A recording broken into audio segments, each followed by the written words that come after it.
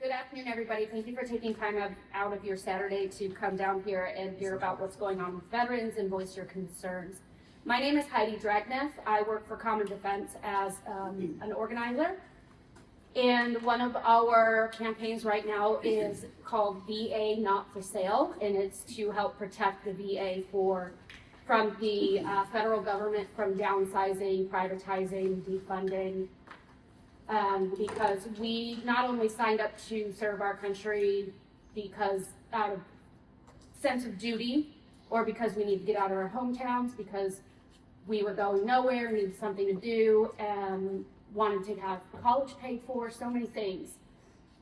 And we were promised these benefits upon signing our name on that contract. And once we take that oath, it doesn't expire. And I think we can all agree on that. A little bit about Common Defense. We're the largest grassroots membership organization of progressive veterans standing up for communities against the rising tide of racism, hate, and violence. Common Defense is the country's largest veteran-led grassroots organization. I apparently don't know how to type. So we empower veterans to stand up for our communities against the rising tides of racism, hate, and violence, and organize against entrenched power of greedy billionaires who have rigged our economy, and to champion an equitable and representative democracy where liberty and justice truly is for all. We achieved that through things like training veterans as grassroots organizers, growing and organizing and mobilizing the veteran community, advocating for progressive legislation at the local, state, and federal level, and mobilizing our more than 300,000 members to support legislation and candidates that align with our values when it comes to protecting veterans and having our representatives represent what we had in the military, being as diverse as we are. Common Defense was founded in 2016 as a grassroots effort led by a couple of veterans who are opposed to Trump's corrupt agenda of hate. During that time, veterans were not well organized to grapple with the frustration of the status quo. Since then, we've led the Veterans Against Trump movement, helping with impeachment and speaking out against his daily crimes. We officially incorporated as a structured organization in March 2019. So one of the things that we had a hand in was ending the Forever War, getting our troops out of Afghanistan after 20 years, based on a lie. Our mission is that Common Defense organizes veterans and engages the military community to transform our society by advocating for progressive policies that work for all of us. We envision a world free of structural violence where everyday people are civically engaged in the decisions that impact their lives. We see the grassroots movement of veteran leaders united at the forefront of struggles to foster an inclusive democracy where liberty and justice truly exists for all. Just by a show of hands, how many people here use the VA for their health care of any kind?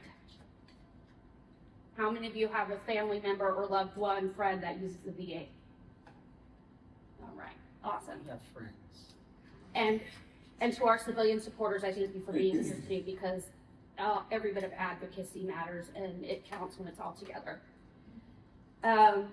We went in May to Congress in DC to talk to lawmakers about the proposed staffing cuts of 80,000 people to the federal government jobs, which we know that roughly a third of those are veterans themselves. We were able to talk to, I think, about 60 legislators between the Senate and the House, both sides of the aisle, doesn't matter. Veterans and our promises, our health care, our benefits, I think is a nonpartisan issue, and everybody should be protecting it. Politicians love to use us as political pawns, and so it is on us to hold them accountable and call them on their BS and stand up for ourselves when we can.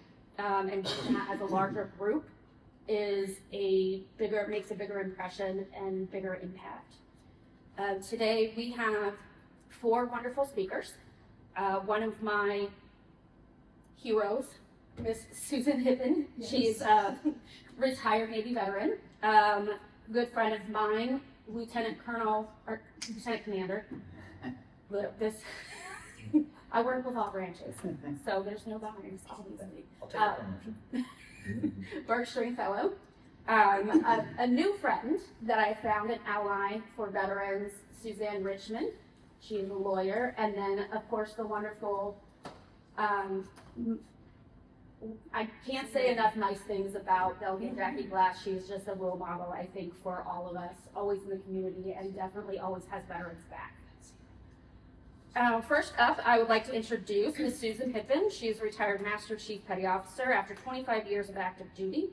She was one of only 3 women Master Chiefs at Naval Air Station Oceana and the only one of color. She grew up in Ohio and graduated high school in Philadelphia. After 2 years of college, she enlisted in the Navy as an aviation electronics technician. She served aboard the USS Abraham Lincoln as well as the USS Theodore Roosevelt, and she earned the title of shellback after crossing the equator. Susan went on to earn her bachelor's degree in computer information systems. Since living in Virginia Beach, she has been heavily involved in her community. She's been part of the Daughters of the American Revolution, local civic league, appointed to the Veterans Board, the Virginia Board of Veterans Services, serving 2 terms. She was also a legislative assistant to Delegate Kelly Fowler in the Virginia State House. She eventually served as vice chair and secretary for the Virginia Beach Democratic Committee and is now chair of the Veterans and Military Family Members Caucus for the Democratic Party of Virginia. She's also run for office several times, and even though she didn't win her races, she did not give up on her community. She continues to be a pillar of the community and leads by example. Susan? Ooh. I didn't know it was that good. So, like she said, I'm a retired Navy Master Chief. I'm also an Air Force veteran. I was in the Air Force before I was in the Navy, and I saw the light, but I had fun there. How did I not know that? I am a Gold Star widow. A lot of people don't know that about me, and I'm also a disabled veteran. So I spoke before a congressional committee on the 2nd of June this year, and that committee was specifically about the VA and what is going on and how they're cutting things and so on. So I want to go through a few of the excerpts from that. Like she said, I'm a 25-year retiree from the military.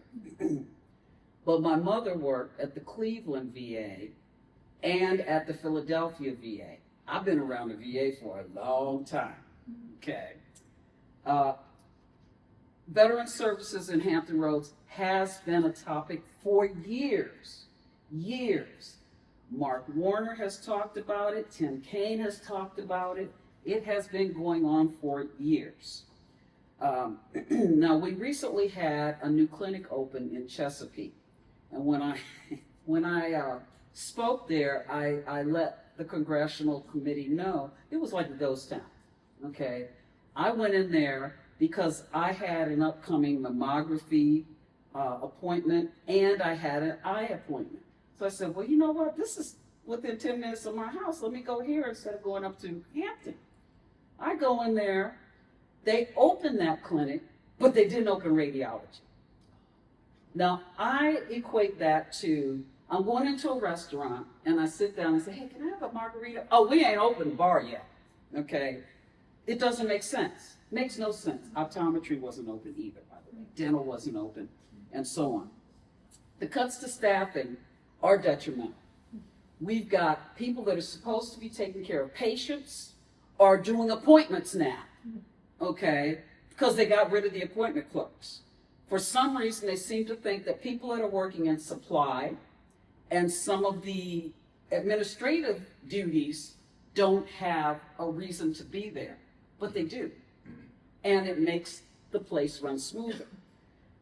Now, I'm going to tell you, I have a damn good healthcare provider, okay? I followed him from Hampton to the Chesapeake Clinic, the new one on Battlefield. I also followed him from Naval Air Station Oceana Branch Medical Clinic to the VA. So he's been my doctor a long time, okay? And that's what you have to look at. I get excellent medical care once I see a provider. I want to say, once I see a provider. Now I'm going to tell you about my care specifically. I hurt my back in 1986, and those lower back issues have come back to haunt me, okay? So I am getting physical therapy in the civilian area, all right? So the first time, I waited. I had to go to the emergency room in November. So it took until January for me to get an appointment. I couldn't be seen by physical therapy at Hampton because they were booked out until like May or June. So they sent me to a place called the Therapy Network, which is 5 minutes from my house, okay? So I have 15 visits. 2 weeks before that's up, they send in a consult asking for me to have more appointments. So I wait, and I wait, and I wait. And the first time I said, I'm not playing around. So I called Keegan's office just for shits and giggles to see what kind of service I would get. In the letter that I sent, I stated, you know, you're cutting jobs at the VA. Is this an issue? Is this why it's taking so long for me to get my stuff? And at first, her VA rep said, well, did you write us because you wanted something done? Duh, yes, I do. Boom, within a week, I was back at the Therapy Network getting care, okay? The next time was a month gap, okay? And I chose not to call the Congresswoman's office again. I chose to handle it through the VA. Then the next time was a week long, and I went through patient advocacy at the VA. The problem is they're still using faxes. Who uses faxes? It's 2025, okay? The software that the doctors are using is antiquated, okay? They've got the doctors doing so many things that we should have administrative assistants doing, that we should have nurses doing, that we should have staff personnel doing, but the doctors are doing that. This is what's happening. And then when they get in front of us, they say, well, you're fear-mongering. No, I'm not fear-mongering.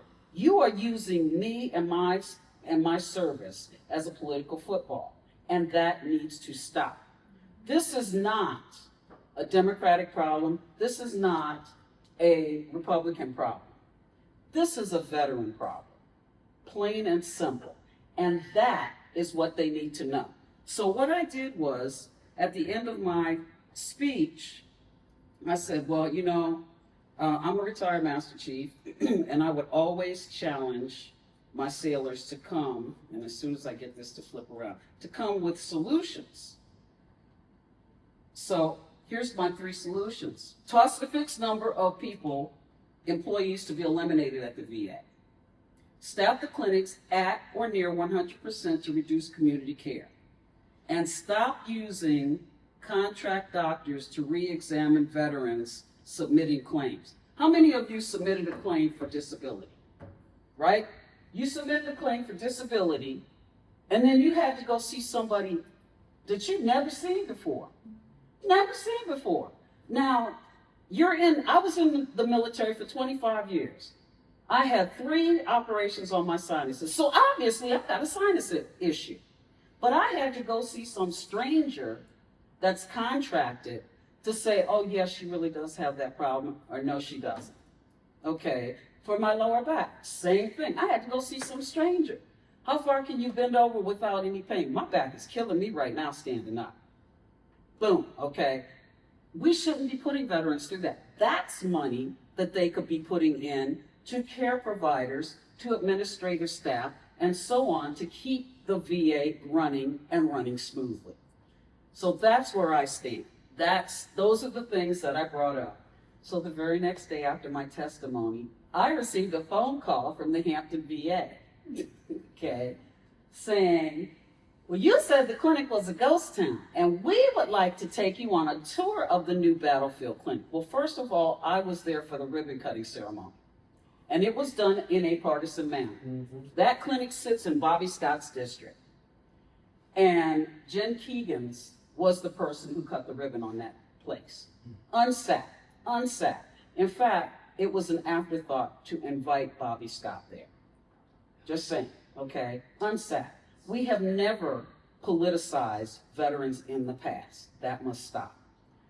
So, what do I ask you to do? What do I ask you to take with you? You need to be sounding the alarm. You need to be writing letters to the editor. You need to be writing Jen Keegan's or Bobby Scott or Rob Whitman or Jen McClough.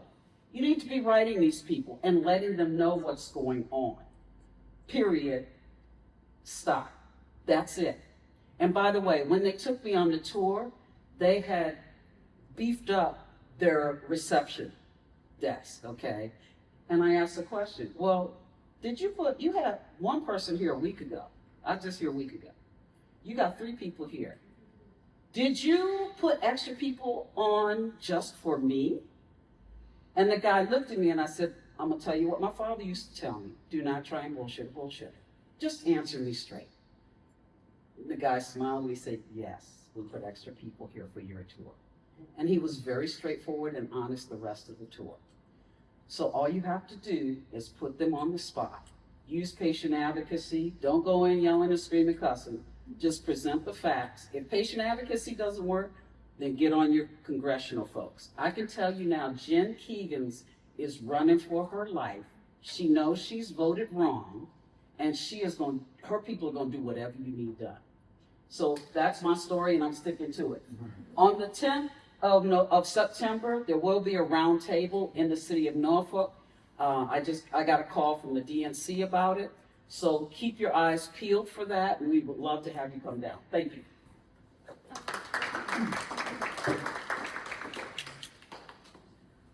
All right, thanks so much.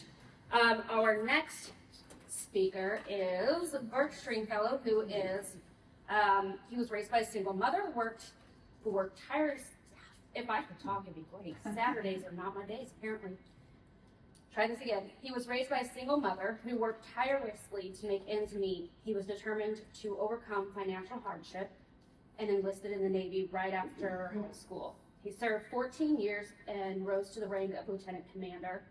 During his service, he became a certified nuclear plant operator and surface warfare officer. He earned a Bachelor of Science in Quantitative Economics from the United States Naval Academy and later an MBA from the University of Oxford. He considers himself more of an activist that's highly passionate about restoring society to greater community involvement. In 2022, he left a lucrative career in the tech industry to give back through public education and has since taught 5th, 6th, and 7th grade. I actually met Burk for the first time speaking at the school board. That was before I even knew his name, and I was like, who is this guy advocating for homework? So we do not align in everything, I promise you, because I don't like homework. I don't like my kids having homework. He wants to give them homework. We'll meet in the middle, I guess. But please give a warm welcome to Burk Stringfellow. Thank you. Thank you. Well, I'm Burk Stringfellow. I grew up in a, kind of tough financial situation under a single mom. I got in trouble a lot with school and the law, but I managed to turn my life around by enlisting into the Navy as a nuclear machinist mate. I then went on to become a surface warfare officer at the Naval Academy, went on to Oxford, and then made a bunch of money in tech before I realized this is not what I wanted to do. I want to do something more involving the community. So I'm going into my 3rd year as a teacher. I work for a private company that outsources teachers to public schools on a full-time basis wherever there's a need. And let me tell you, nowadays there's a need, big time. We need more teachers in the classrooms, and that's actually one of the things that really ticks me off, is I'm actually getting my contract late this year, and they have less contracts because of the BS that Trump is pulling with the Department of Education and local funding. There's actually going to be less teachers in the classrooms, which is just ridiculous. If you look at our country, we are the richest country in the history of rich countries. We need to realize that the top 0.1% own as much wealth as the bottom 90%. That's insane if you actually wrap your mind around it. 3 individuals own more wealth than the bottom 45% of our entire country. This should have everybody stomping their feet. Like, the rich are just getting way too greedy. And now with this big ugly bill that blatantly takes from the rich and takes from the poor and gives to the rich, that's going to kick people out of Medicaid, that's going to take away food stamps, our country's most vulnerable. Okay, we heard from a gentleman about 2 months ago that he had a heart transplant. He's on immunosuppressant therapies that he has to take twice a day, provided by Medicaid. that if they mess with his Medicaid, I quote him verbatim, it's a death sentence for me if they mess with my health care. It's a death sentence for me. They're messing, in DC, they're messing with people's lives and people's livelihoods, and all for what? You know, we're about to have trillionaires, okay? I'll tell you what it's for. It's so that they, you know, in this big old bill, there's a provision that the rich are now going to get 100% tax break on their private jets. So we're going to take food stamps from the poor so that they can have a tax break on their private jets. It's just, the greed is starting to destroy this country. And I think it's obvious that we need, it sounds hyperbolic, but we do. We need to declare war. And I'm talking about the class warfare that's been perpetrated on us for years, but has now reached an absolute breaking point. Okay, I think we all need to realize, this is something that nobody ever talks about, but the rich suffer from 4 psychological traits that if we were all rich, we would suffer from too. It's adaptation, anxiety, entitlement, and empathy. The more you get more boats and houses and toys and stuff and big houses, the more you start to adapt to that. You start to adapt to growth and thinking that you should get more. You adapt to that. Then you get anxiety that you're going to lose your status. You're going to lose your big boat and stuff, right? And then there's entitlement. The more you get all this, the more you get higher in status, the more you get more money and more toys, the more you feel entitled to it. You get rich, you start to get this guy complex like Musk, like, oh, there must be something great about me because I have all this money. So you feel entitled to it. And you start to lose empathy for your fellow man. This is something people don't really talk about, but this is actually what's destroying our country. Okay? And it's up to us to push back so that the rich can't have all this. And Kiggins, she represents all, she's not just a bad politician, she represents all that is bad with politicians. She says, look over here. I was in the Navy, I was a geriatric nurse. All over here, she basically votes against the interests of sailors and the elderly in favor of special interests and big corporations. She took $150K from Big Pharma that made billions of dollars off the deaths of 800,000 young souls during the opioid crisis. We as a society need to draw a line in the sand, morally and ethically, that if you cross it as a politician, you're done, okay? These politicians are just, her and all these other fake, cookie-cutter, talking point politicians don't give a crap about you and me. All they care about is climbing the ladder and getting rich off their position. And it makes me think about Ephesians 6:12. We wrestle not against flesh and blood, but against principalities, against powers, against the rulers of the darkness of this world, against spiritual wickedness in high places. And I'm here to tell you, there's a lot of spiritual wickedness in high places, and it's up to us to help future generations to stop it. I'm talking more protests, more rallies, more voices. Let's show them what it means to be an American. Thank you.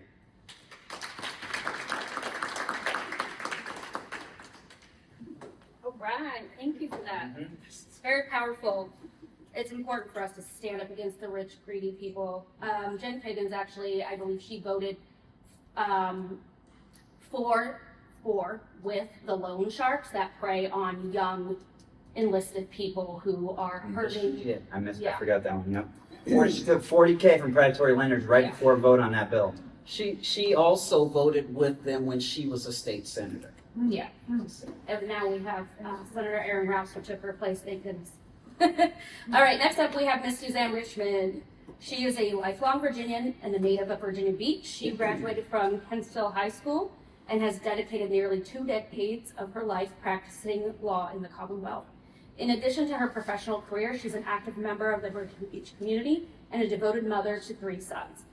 Suzanne's commitment to service extends beyond the courtroom as she works to foster safe, supportive neighborhoods and to strengthen opportunities for families throughout the region. Now she is here to talk about what it would mean to implement a veterans docket. I met Suzanne through going to political events and whatnot, but when I heard about this veterans docket, it really piqued my ears, and I really wanted to let her expound on that idea because I'd never heard this before. And then we bonded because we're both single moms with kids, young kids. So please welcome Suzanne.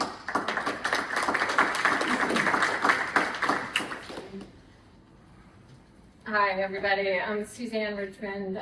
Thank you, Heidi, for coordinating this and for inviting me. And I want to say thank you to all of the veterans, active military, or anyone who is a family member of a veteran. I grew up here, and so a lot of people ask, are you military? Was your dad military? No. My parents were both public servants. My grandfathers both served in the military. They were part of the Greatest Generation and fought in World War II. A few things growing up here, I have a lot of friends who are military, and I didn't bring my phone, but somebody flagged me because I am a lawyer and I like to talk. We always had friends who are in the military, and now I have friends, and it's a transient area. I think the first time going back in my life that I genuinely felt the gratitude, this strong gratitude to our military, I was in 5th or 6th grade, and it was during Operation Desert Shield. And there were American soldiers who were captured, and they were POWs. And it was on the news, and I was watching the news with my parents, and I started crying. And it just, the pictures, they looked, in the truest sense of the word, just sad, and there was a lack of humanity. And my dad started talking to me, and he explained that they are serving our country. They're protecting our freedom, they're protecting our democracy, and you don't always see directly when somebody puts their life on the line for the United States. So that was the first time that really hit me when I was seeing it on TV. The thing I want to talk about today is advocating for a veterans docket here in Virginia Beach. The Virginia Supreme Court has authorized 3 specialty dockets. They are the veterans docket, a drug treatment docket, and a behavioral health docket. These are dockets that help connect people with resources to treat the root problem, whether that's mental health, addiction, or substance abuse. And as so many people in this room know, veterans return home to us with a lot of trauma. Some of it is PTSD, some of it may be physical injuries, there may be substance abuse if someone is self-medicating. Virginia Beach has one of the largest populations of veterans in the country, and in 2019 this was authorized, but it has never been implemented. And what this would mean is that there would be collaboration through the community. It would involve prosecutors, defense attorneys, the courts, public and private treatment providers. And it's not a get out of jail free card. People ask me that. What it is, though, is there are times where someone might be 35 and they have no prior criminal record. They served, they're a veteran, and then all of a sudden something triggers them and they have the worst day of their life. In my opinion, I think if it's a nonviolent crime, we have a moral obligation to get that person treatment, because not only have they gone this long without ever being arrested, but they also served our country. And what the Veterans Docket would do is connect them with resources that might be available. There's also, whether it's counseling, again, substance abuse, and peer mentorship. So I feel really strongly about this, and I have actually spoken to some other delegates, and Delegate Fagans also feels very strongly about it and asked what can he do to help get this up and running in Virginia Beach. So it's something I'm going to work on, and I really want to get this going, especially at a time when so much is being taken from veterans. And I just want to close with saying that I still believe we live in the greatest country in the world. Times are hard, but I keep telling people the United States is the ultimate comeback kit. And if we, a newly formed country of farmers, can take on and ultimately defeat one of the greatest empires in the world, we can do anything. And it starts with our military. Our military were the people who preserved our union during the Civil War and saved our country. The military led the charge, storming the beaches of Normandy to fight for freedom and defeat an evil dictator. The military led the charge defending our country after we were attacked on American soil. You provide, veterans and the military provide support, intelligence, and strategy to preserve democracy throughout the world. I believe in the strength of the American people. We are resilient, and we get inspiration from our military members who show up every day to preserve our country. I also believe that Americans will always fight for freedom, and that starts with our military. So thanks for having me, and thanks for being here.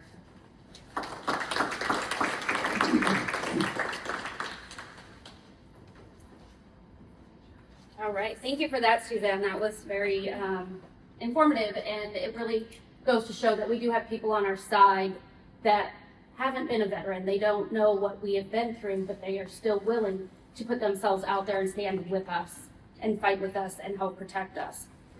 And last, but certainly, definitely not least, one of my inspirations and role models, Delegate Jackie Glass.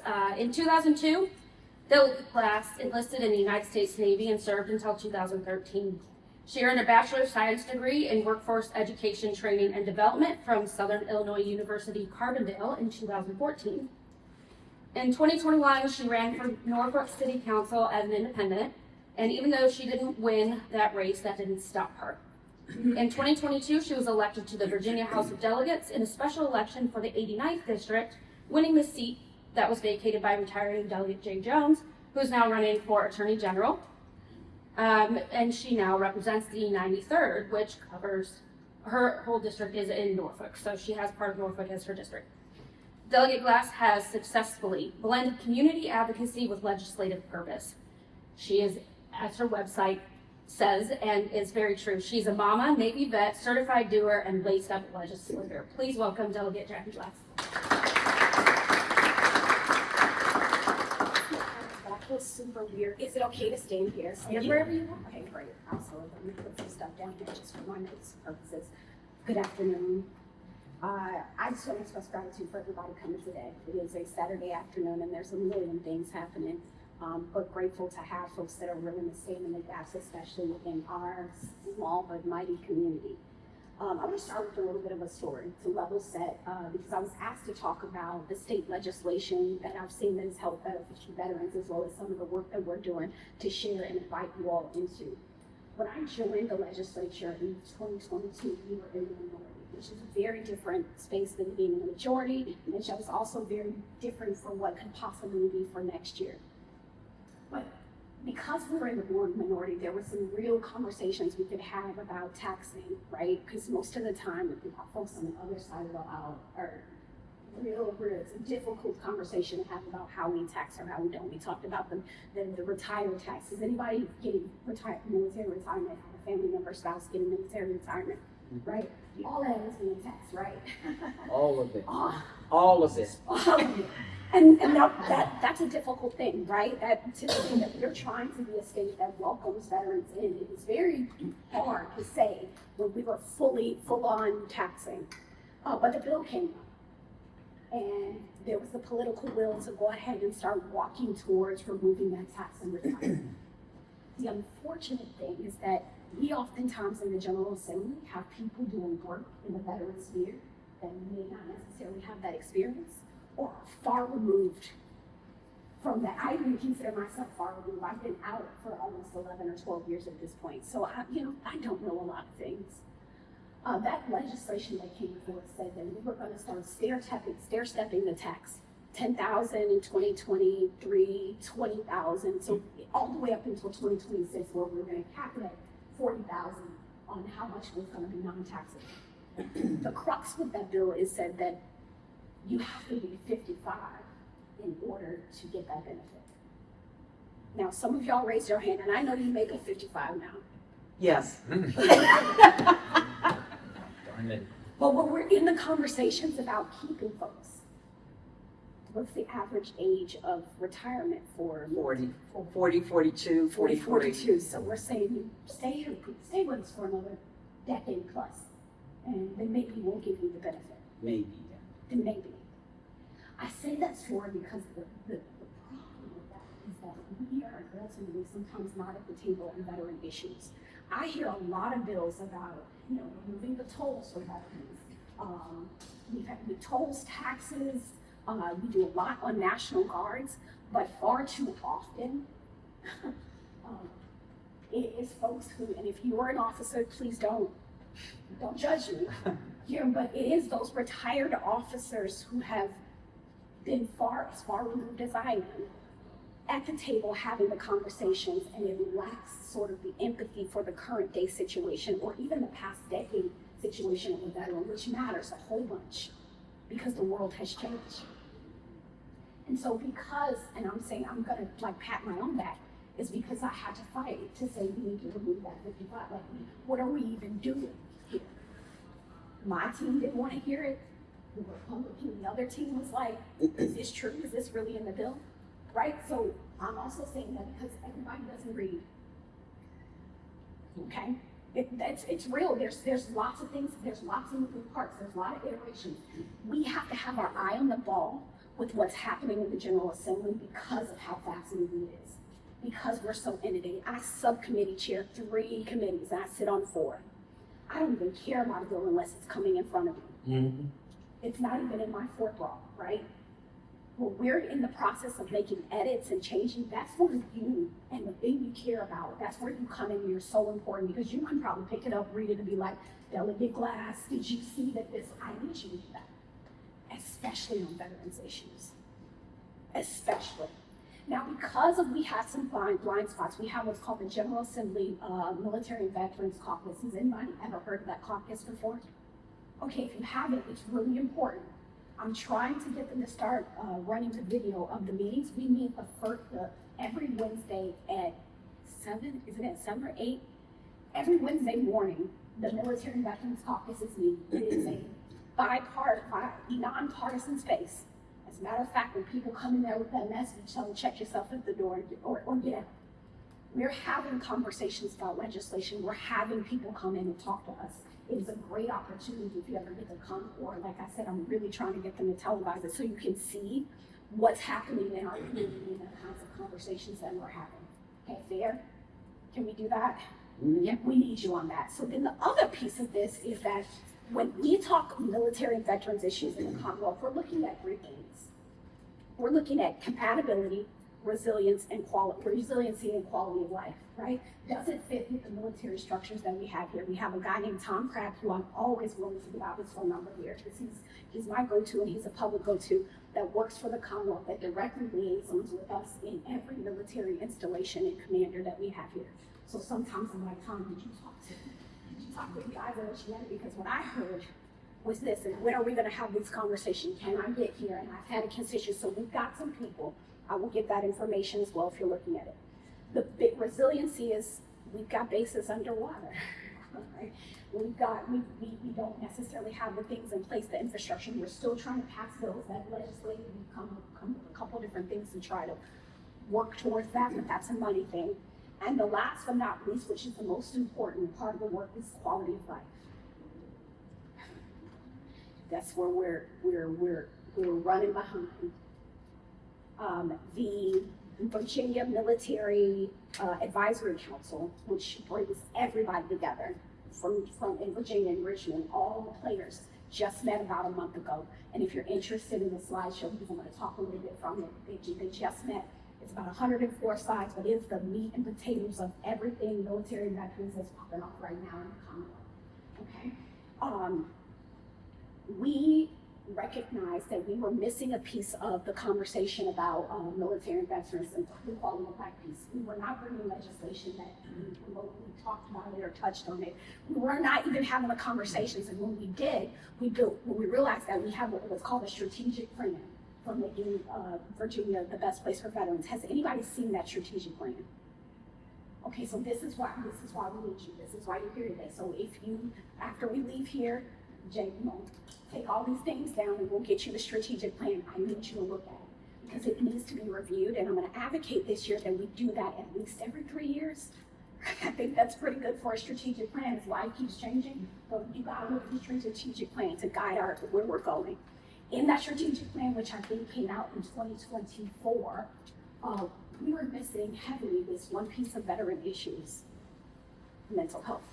Nowhere in that did we address it.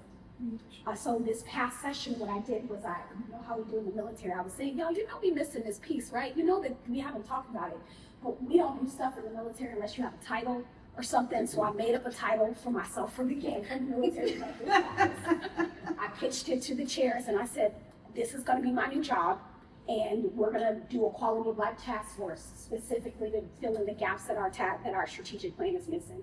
So I sit as the Military and Veterans Caucus vice chair for policy and operations or something. We just made something up so that I can come in the meeting and say stuff, right? So we are actively working on that. That task force has met once this August, and we have maybe 2 more times we're going to go up to the General Assembly, so that at least, don't be sorry, so that at least as a legislator and even other legislators that want to bring military legislation, that we can have that conversation and put it out to you all before we even get to the General Assembly. Because you guys don't know what we're bringing, and I'm telling you, some of the bills, they made me back. Last year, I was always giving the speech. I know James nodded his head. I felt terrible. I was the one giving the speech. She said, this is a great bill, but it doesn't align with the strategic plan. And I want you to, I know that you want to do this because you have a heart for veterans, but this is not a thing that we're interested in doing. And that's hard. But people are trying to figure out how to be supportive of us. So we've got to guide them in that process. The 3 big things that came out of that big meeting, and I'll walk through, I'm gonna wrap up because I know we got to keep going. The three major things that keep coming up for here, for work, for military and veteran issues are spouse employment, child care, and mental health. And if those don't sit in your wheelhouse, if those are the things that are not important to you, then I'm going to be saying it's incumbent upon you to make sure you're having a conversation with your legislator about here's what's also important to me. Coming down the pipeline, which I think we all need to know, living in this region, the Air Force and their brilliance, for you Air Force folks, if I learned anything, I had some students that worked with me that I trained under me that were in the Air Force, and I realized those students were getting a supplement for quality of life because our barracks sucked. And I was like, wow, they get extra money. So the Air Force is really hell-bent on quality of life. They made a quality of life assessment for every space by which they have bases or they have personnel. This has been in play for, I mean, it has to at least be 5+ years now. It's on the PowerPoint, but it is about to start being how they assess how the rest of the DoD entirely assesses where they send sailors, Marines, airmen, guardians, everybody, right? Like, schools are a part of the assessment. Spouse employment is a part of the assessment. Child care is part of the assessment. And if we are not doing well on those assessments, what does that do for our region? They won't send personnel here. They will slow it down. And even the military, the Navy, even though they're a big player here, they are looking at how they can implement this quality of life assessment. That is where your voice comes in, right? The knowledge, skills, and abilities and understanding what it means to be a veteran, what it means to be a part of a military family to help us do this better. I was never stationed here. I know that's odd. I came here kicking and screaming, so I'm still learning Virginia and its way, and how to get it better at its way. Is that fair? Is that fair? Okay, I was just making sure.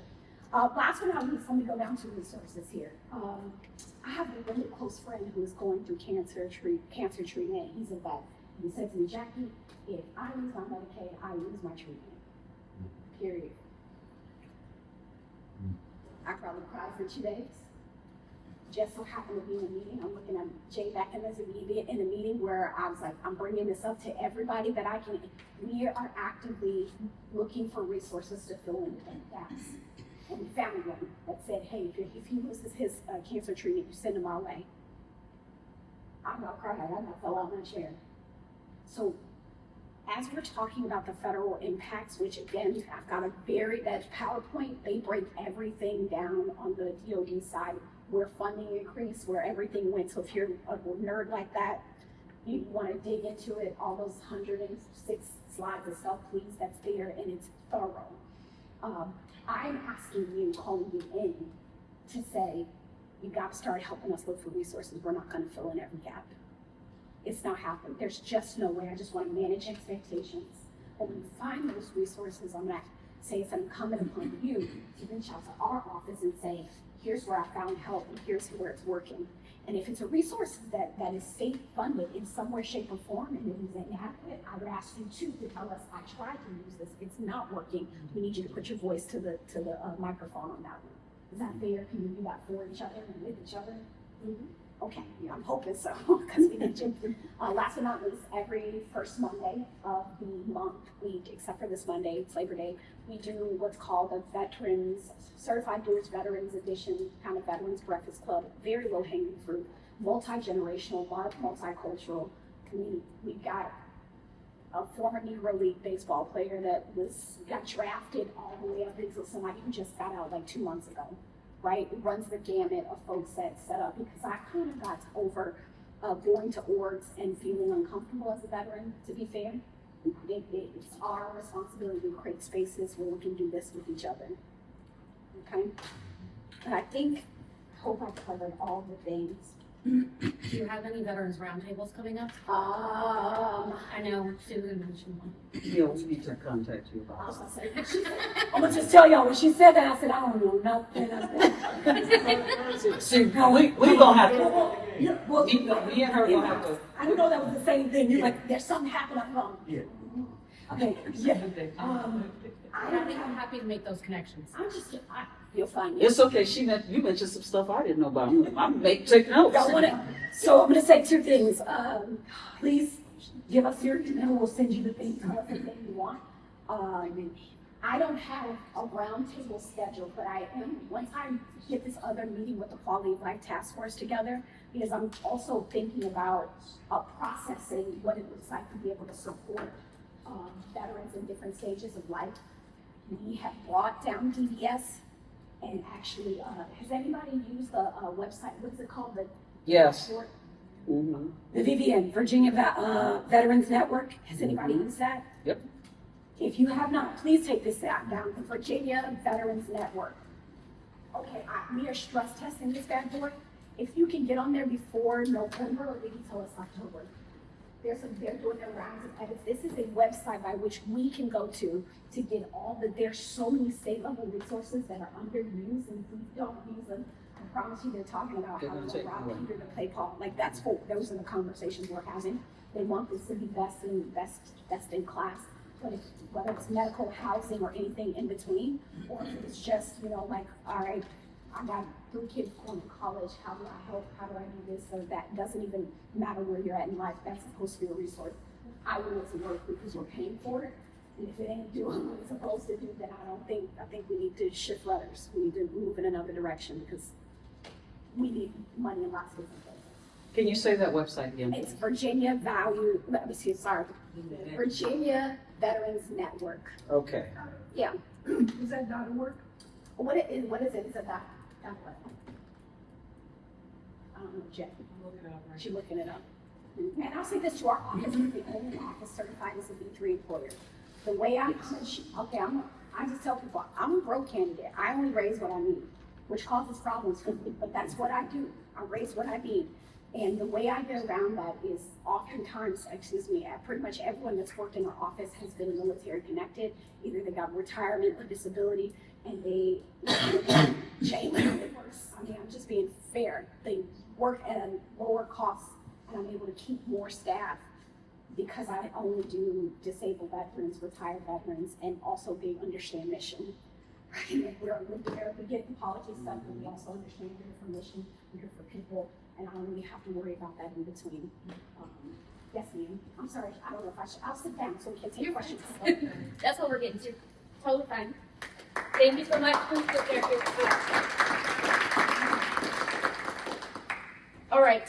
So I think this was very successful so far, and I would like to reserve some time for questions. Yes, ma'am. That is VESA.dvs.virginia.gov. That's the website she was talking about. I'll add it to. Yeah, my she can add that to that. Dot DVS Delta Victor Sierra .virginia.gov. And I'll add it to the resources that I email afterwards.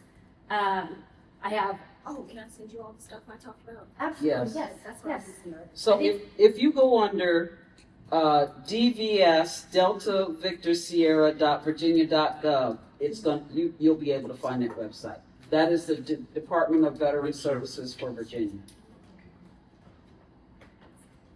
I do have QR codes because they're my favorite and they're the easiest way. I didn't print them out. I didn't print out a lot. My printer ran out of ink today. So I have one that will take you to a website where you can put any district in the entire U.S. and find out what these cuts are going to look like for your district. On the back table, I have districts 1 through 4 for Virginia. District 2 is in the front because I suspect most of us are from District 2 that came today. I also have where you can sign up for Common Defense and get the newsletters, and then the resources. I have a Google Doc that has only like 1 million tabs with all the different resources, facts and statistics, and the good, the bad, the ugly, all of that. And I'll be sending that via email afterwards, as long as you make sure you put your email down when you came in. One of the things that I wanted to talk about while I was sitting here listening to all of our great speakers is we saw a surge in people sign up and volunteer for the military after 9/11. I was already planning on joining, so I can't credit that for why I joined. I just needed the hell out of my hometown because it was going nowhere fast. But many of the people that signed up and fought in Iraq, Afghanistan wars, even back to Desert Storm, rely on the PACT Act to receive a lot of their care. It expanded our access to get care for things from Agent Orange to cancer from burn pits, and from even being on duty there at the Twin Towers and helping clean up. One of the things that this federal government wants to do is gut the PACT Act, so all of that care is at risk of going away. Another thing that they're trying to do to defund the VA is funnel more money into community care via the Missions Act. So community care does serve a purpose. I am not in any way advocating to get rid of community care. We need that, especially in rural areas, because it does help for veterans who can't drive hours and hours to a VA, who aren't very mobile, and they can get care locally at a local doctor's office, or they also provide payments for a family member or a friend to come to the house and help them with their medical needs. So it's still very important, but they're trying to shift money by billions and billions of dollars from the VA, which is already understaffed and underfunded, as we saw when they opened the clinic in Chesapeake, the Battlefield Clinic, I think it's Battlefield. Yeah. I was there during that time, and I was out front with other veterans kind of protesting, hey, we need full access, we need full funding, we need full staff. There were veterans out there who were assigned to this clinic who couldn't get in for 6 months, and they hadn't even opened yet. And as Susan said, radiology wasn't open yet. And I know some of you may have been to other town halls.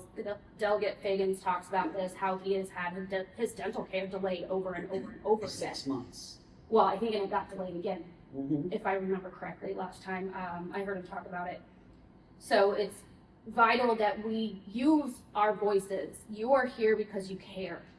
Take that with you when you go out and see community, talk to friends and family. It's not a partisan issue. It is simply providing what we were promised, and is protecting the care that we earned, that we signed our lives away for, and that we continue to suffer from the after effects.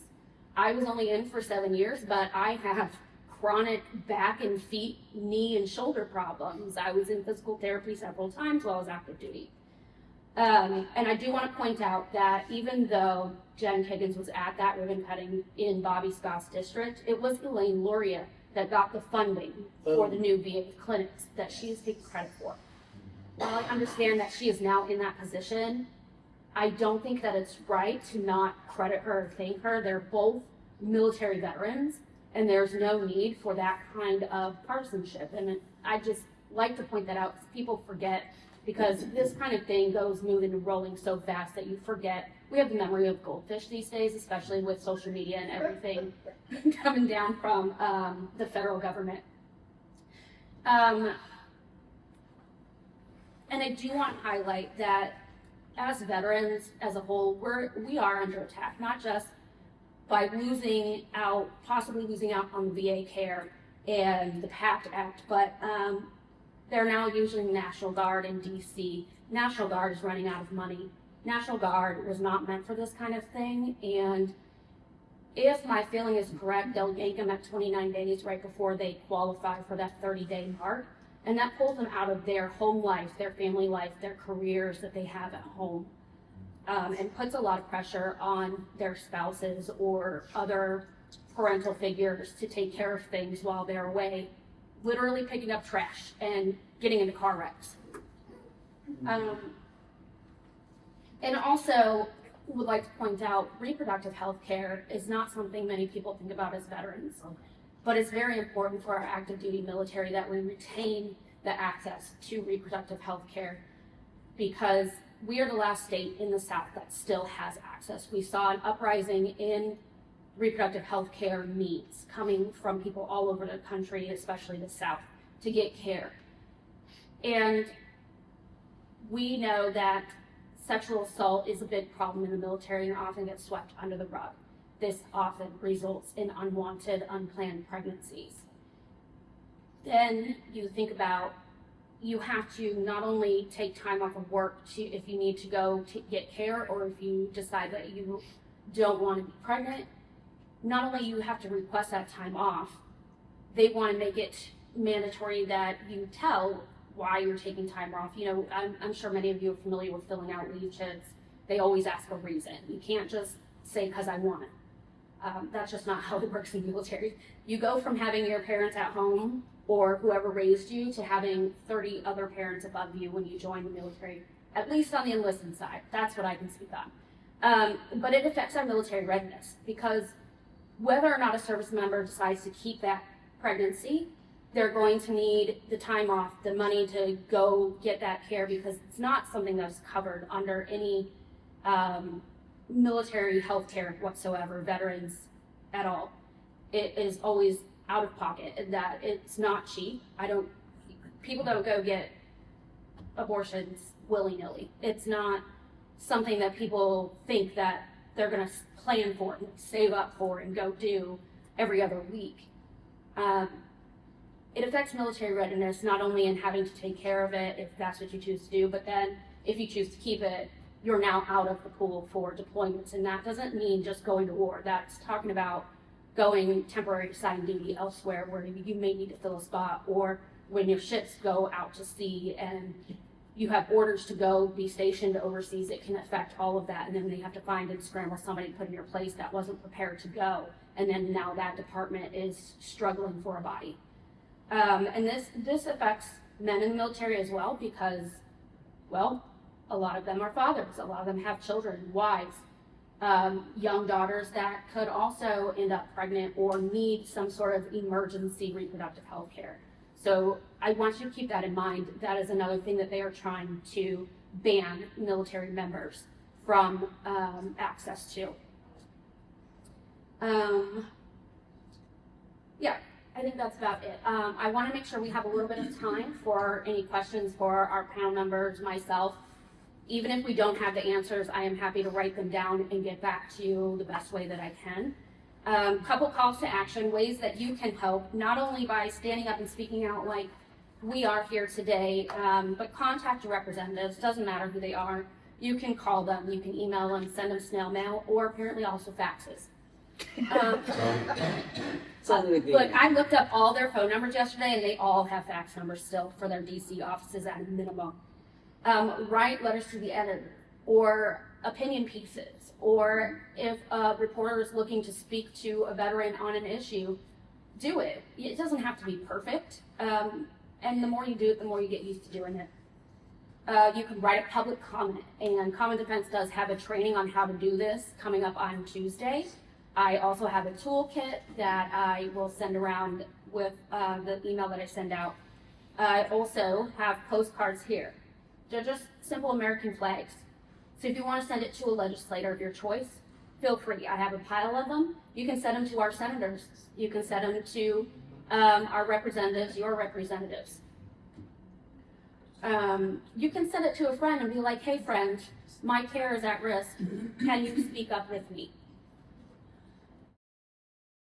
Share your stories. We are looking for stories of how your care has been impacted, but also we want the positive stories of what you have gotten at the VA that you do appreciate, that has worked for you, to show that taking money away isn't going to be the solution. You need to fund the VA so that we get better funding and more staffing and better staff, better trained staff.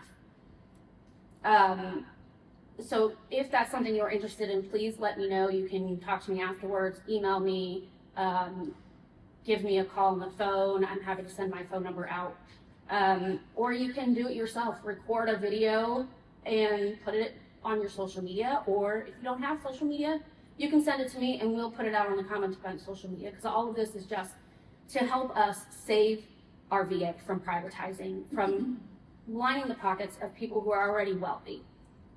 And as an organizer for Common Defense, I just want to let you guys know that we do have a Virginia State Organizing Committee. Susan has spoke at one of them before. This is why I love her. She's a great speaker. She's very, very knowledgeable and smart, has so much experience, and almost always has answers to any and everything. So she's always the first person I text when I'm like, hey, I have a question about a veteran's thing. And she's like, yeah, let me help you. Our next meeting will be via Zoom on September 30th. And I also want to encourage you guys to attend a Labor Day event of some kind, because federal government just cut all the federal union contracts, and that affects a lot of VA workers. Yes, their protections. I spoke to another union worker who isn't associated with the VA, but he's in the union spaces, so he knows many people. And there are the people that they cut the contracts for had literally 2 days. It was wake up, get your shit, and get out, to get all their stuff and get out. So they no longer have employment with the VA at all. So they're being let go from the unions, even because the union's like, well, now we don't have anything for you to do. We don't have a contract. So with that being said, I would like to open the floor. Any questions? Yes, sir. Maurice. More of a question / comment. Sure. I'll address it to the panelists. In your mind, in regards to the veterans community, how do we combat the cognitive dissonance of the veteran community voting against their interests? And because the right wing, they run around and slam dunk in the American flag, and talk about how much they love America and everything, and they talk about they love our troops.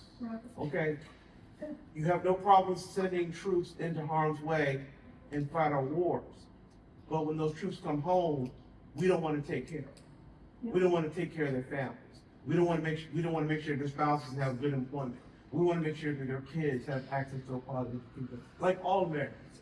So, and that really pains me and frustrates me. So I really like to pose it to you all, is that how do we combat this cognitive dissonance? Why are people voting against themselves? Why do Americans hate themselves so much when they give their power away to people who don't give a damn about them? Right. That's my question. Yes, sir. Well, you guys are all looking at me. No, so one of the problems that we I have is, did invite Jen Higgins to this to speak, by the way. Yeah, right, Went whatever. completely unanswered via her campaign and official side. So yeah, we knew that. unfortunately, she's not here to answer that. So when you use social media, the algorithms in late November of 2024 changed, so that now what you see most of in social media are the things that you agree with. So if I like something that Jackie or Suzanne or Burk says on social media, I'm going to see more of what they say and those things, and not see the things that are in direct conflict with that. So that's part of it. The other thing is I would say the takeover of media companies, or the antitrust issues that we have. Yes, where the same people own all of the media. Okay, so you're hearing, you're not hearing what's really going on. That those are the two areas that I see. And the other thing is that people need to stand the hell up and get knowledge themselves. We don't vote for Jackie. I vote for people. I remember working the special election that she got elected with. because I listened to her and I knew what she was about. And I live in Virginia Beach, okay? But I was out there on that cold night working that special election. So we have to educate each other, and we have to talk to people that don't agree 100% with what we agree with. I think those are the action measures. I would say, and I'll be brief because I want people to have questions, is I think we have to remember how close this election, I'm sorry, I know I'm soft-spoken. Remember how close the election was? Mm-hmm. Right, so like this big divide that we think there is, it's not, that is a feeling, and it feels big because I think what's happening is big. Mm-hmm. The changes that are happening are huge. There is not, if the numbers are what they are, we are split somewhere in the middle with a little plus or minus 2 or 3 on each side as a country. Really normal. I don't think that's any different for the veteran community. I think, as you were talking, part of what we can do for people, and this is Jackie's opinion, is recognize like people are voting against their interests on both sides. Correct. Because I'm in this work now behind the wall, and I seem to think I can look at the conversation we're having today about education and go back 20 years, and we're having the same conversation. Yes. Which is crazy to me, right? So like, and we've all had control one way or another. So I think to your point, there is a higher level of accountability that is needed for politicians, period, right? For policy making, period. What was the last thing I was gonna say?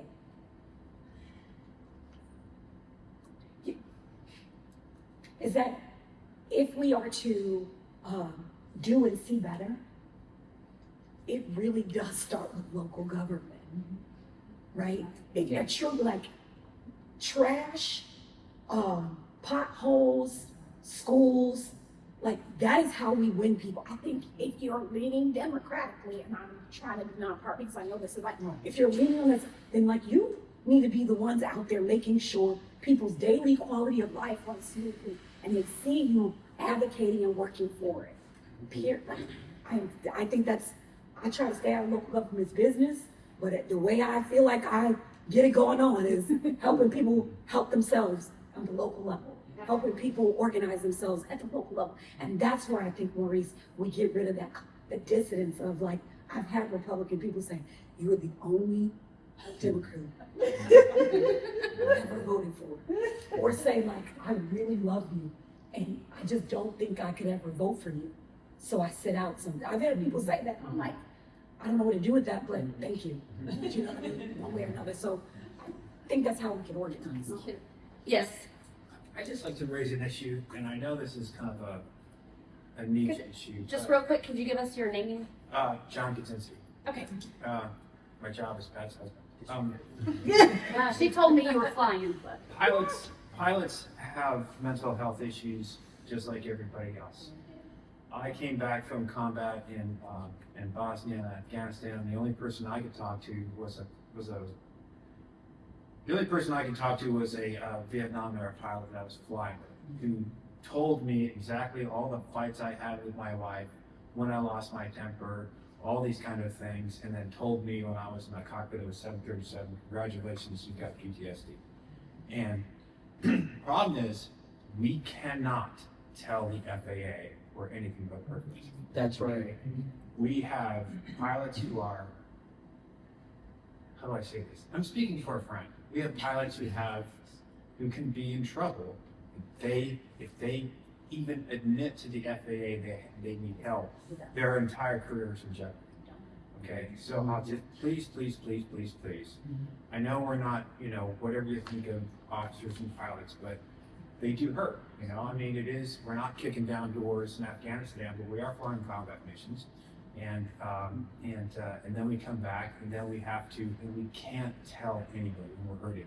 When our father dies, when we have a loss, when we just can't, when life gets too much for us, we can't ask for help because the FAA says that, oh, well, if you say that you have depression, then your whole career is going to be your whole career is going to be on the line, and and for if you are the single provider for your kids and you're putting kids through college, what are you going to do? I'll be quite honest with you, you're going to shut up and go to work. So I'm just, please, just know that it's out there. And you don't see it a lot. Aviation is very safe, but I guarantee that this Air India crash was suicide and murder by pilot. I know that the German wings was suicide and murder by pilot. It has happened. It hasn't happened here in the United States with a pilot.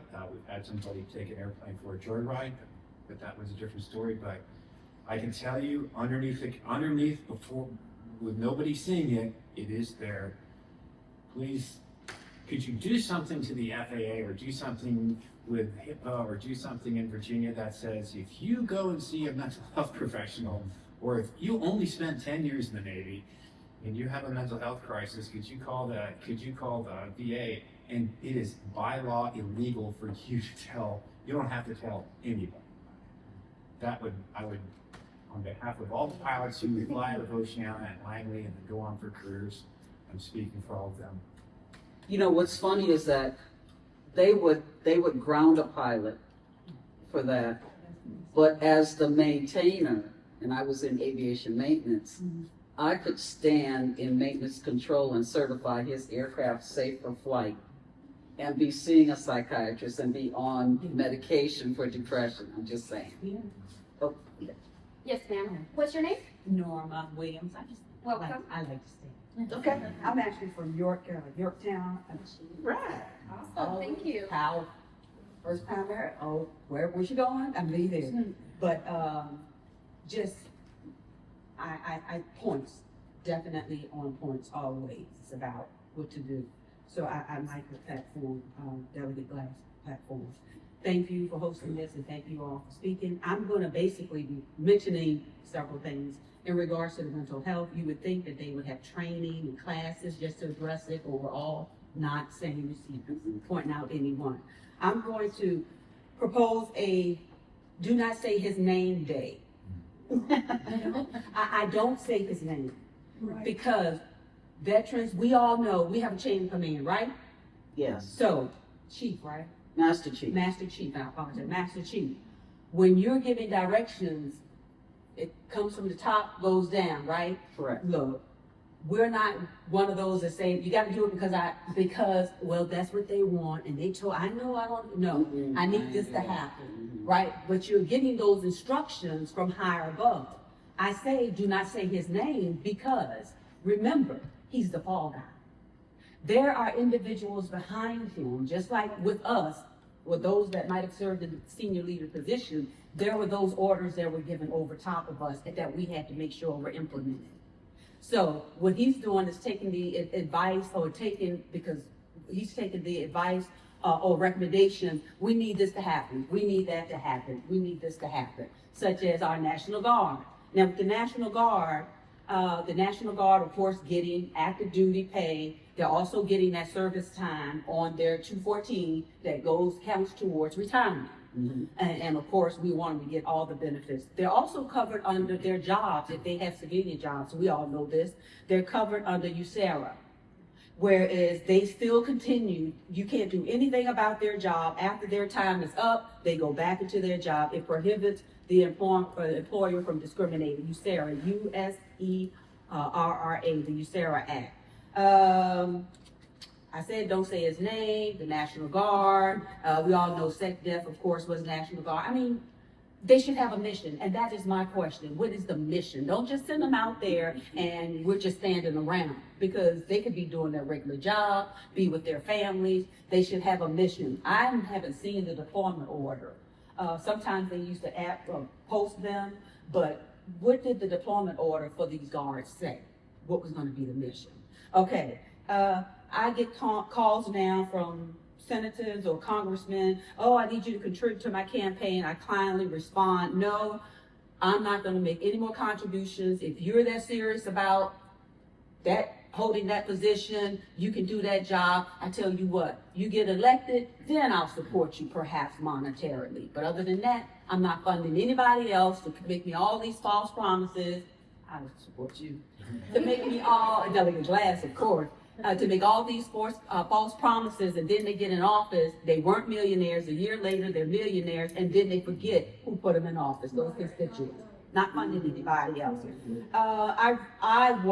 Was one, and Delegate Glass knows this, I've been big on that vape shops in communities where our kids go to school, and our kids having access to it. Well, guess what? I just recently saw an article, Henrico County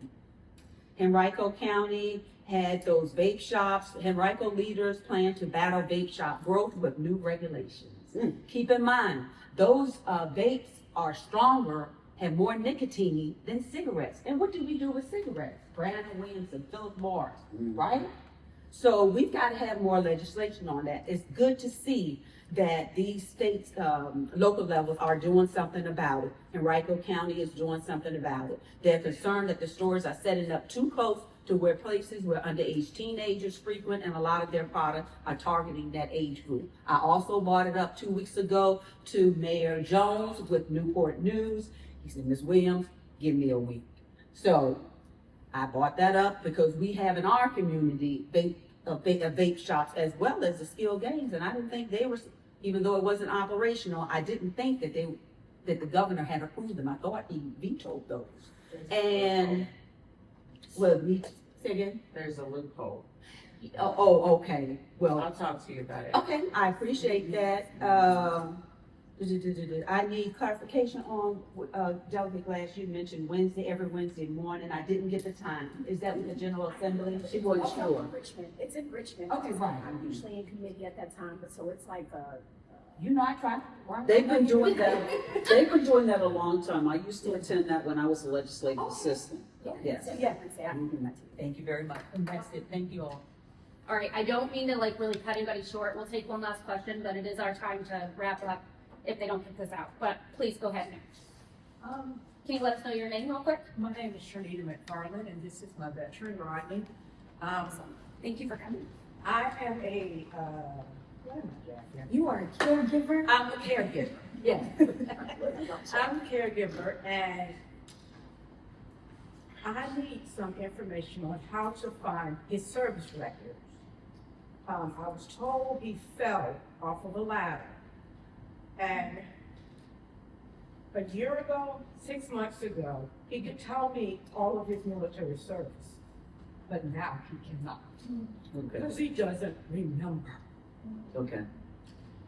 I need that information. Excuse me. We have been at this since February, and you want good news? The veterans have been good to us since February. When he left the Navy, he was 70% disabled. I got started with the Veterans Breakfast with Jackie and a very wonderful VSO at Portsmouth. From February to now, he is 100% disabled and 100% unemployability. He has gotten back pay, but still there are things that I need to tap into, the PAC Act. I need to tap into PTSD and boots for his feet. But I need those service records to find out, can you tell me which one had the ladder that you fell off of? Okay, he says he thinks it was the Sustain. But I was told by someone who worked there that he fell. He has no recollection of it. Okay. Have you? So. We can help her afterwards. Yeah. We got you on that. Yeah. I mean, Let's to talk. underscore is your veteran. I love that she calls you her He's my veteran. Yeah, And I'm 7 strokes on active duty, right? So like we're just holding in our hands and a lot happened on active duty. And I want to like tie that into what you were saying is like it is a beautiful thing for people to see us as veterans in the community doing the community things, and that is where we go. We're that hat. We're that pen and advocate for that thing that matters in your own backyard. And I think that's how we build and grow the other veterans into the work that we're doing. Because I'm like, who gonna work with you on vape shops? And We do also have a lawyer on staff. She helps people get coverage and whatnot, and I'm happy to put you guys in contact with her and see what she can do. I do know that she has kind of a long list that she's working her way through, but I will definitely see what I can do to get you guys connected and see if she can help out. Yes, ma'am. I just wanted to make a comment, and it kind of relates to what you're talking about. I was able to be an advocate for my husband, who was in the Army. He got exposed to VX, nerve agent. He was stationed at Dugway, Utah Proving Ground.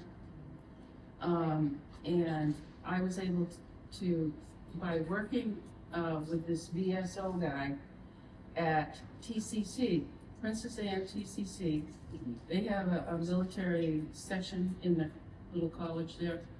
And I met with him every Friday until he was able to, he got me I had to get all the right records and stuff like that.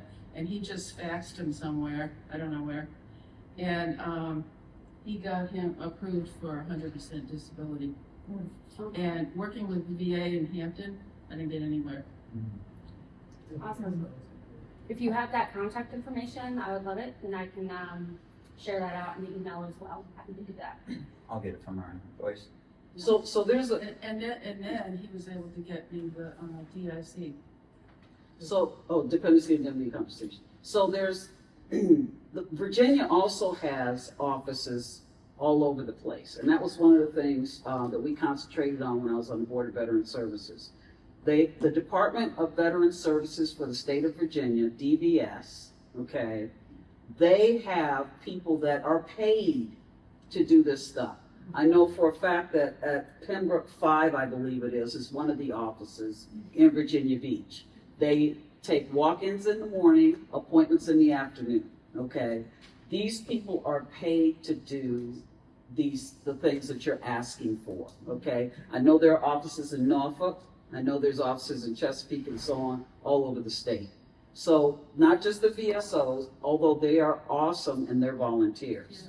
And so there's a lot of places. And I want to also say the PACT Act is not just for burn pits. The PACT Act applies to people like me who worked on a flight deck, who worked on a flight line and were exposed to all of the toxins that we breathed in while airplanes were running or while tanks are running and so on and so forth.